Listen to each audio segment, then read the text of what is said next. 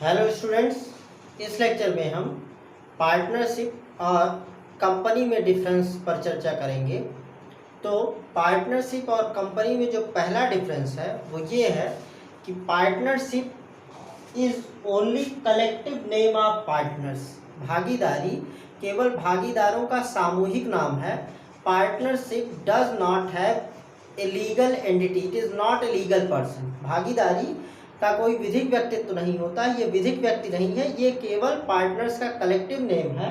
भाई company is a legal person and it is a separate juristic entity and is distinct from its shareholders।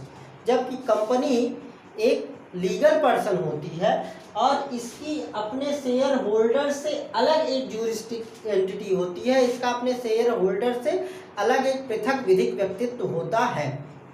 तो पहला difference partnership और company में है कि पार्टनरशिप लीगल पर्सन नहीं है जबकि कंपनी एक लीगल पर्सन है। The second difference is that in case of a partnership liability of partners is unlimited. किसी भागीदारी में जो थर्ड पर्सन्स के प्रति पार्टनर्स की लायबिलिटी होती है वो अनलिमिटेड होती है, उस पर कोई लिमिट नहीं होती है। जबकि in case of a company liability of share holders is limited to the extent of their share.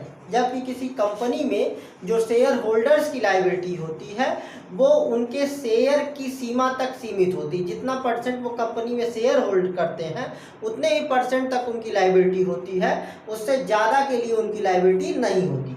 The third difference is that in case of a partnership, a partner is agent of the firm and his acts bind the firm।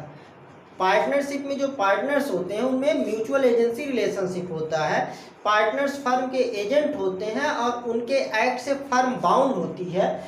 जबकि in case of a company share holder is not agent of the company. लेकिन जो company के share holders होते हैं वो company के agents नहीं होते हैं, इसलिए जो शेयर होल्डर्स के एक्ट्स हैं उनसे कंपनी बाउंड नहीं होती। The fourth difference is that in case of a partnership every partner has a right to take part in the business of the firm।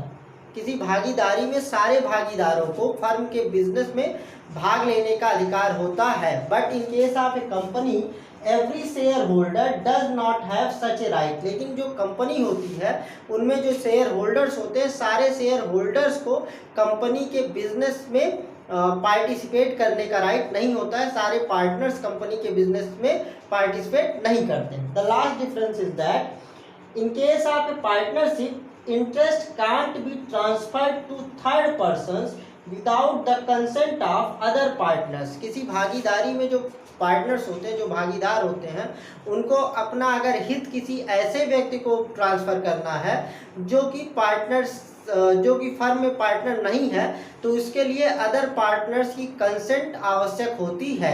बिना अदर पार्टनर्स की consent के वो किसी थर्ड पर्सन को अपना interest transfer नहीं कर सकता है। But in case of a company shares of company can be sold freely to non members. लेकिन कंपनी के शेयर्स जो हैं वो किसी भी व्यक्ति को फ्रीली ट्रांसफ़र किए जा सकते हैं, उस पर ऐसा कोई रिस्ट्रिक्शन नहीं है।